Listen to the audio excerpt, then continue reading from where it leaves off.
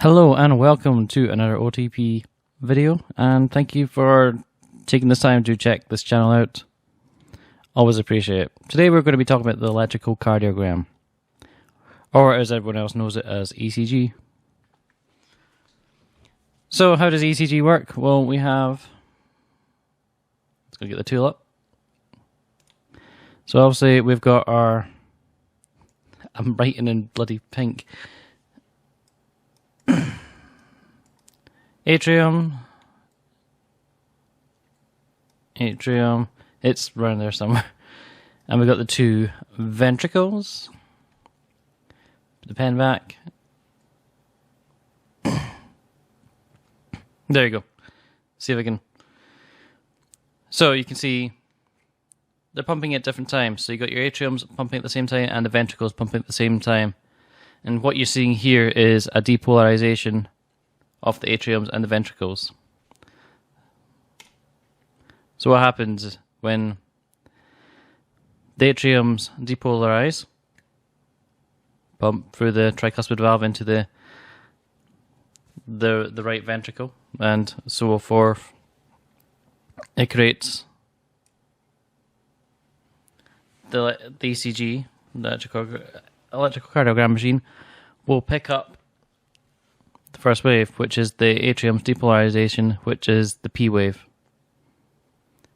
So when your sinoatrial node fires off to make the atrium, you will get the P wave. And like so with the ventricle, because they're a lot larger, you see the QRS. So you got your P wave, you got your Q, R, S. It usually looks a lot neater than that. It's just because I'm having to write with a mouse. And a wee bit along, you'll have another wave. Sometimes it could be big, sometimes it could be small. And this is called the T wave. So what's happening? So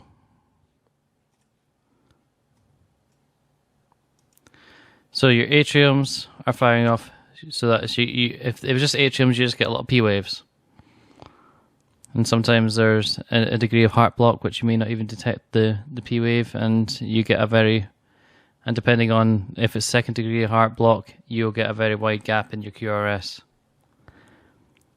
But we're not talking about that. We're talking about atriums firing off, which is your P wave, the depolarization of the atriums, and then the ventricles, the QRS, fire off, which is the depolarization of the ventricles. So the T wave is the repolarization, so blood coming back, of the ventricles.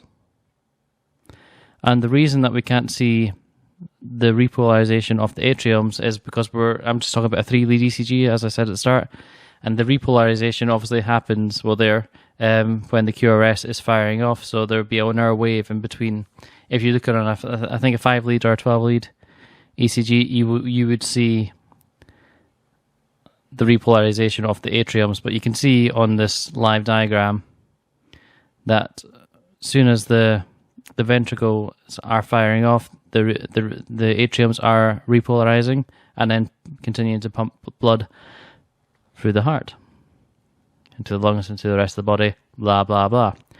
I think I have discussed everything I want to do in the video. If you enjoyed this video, please like and subscribe to the channel.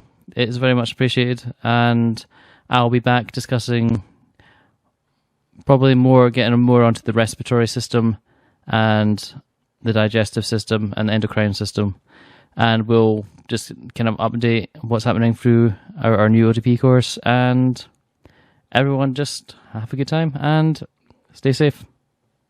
Goodbye.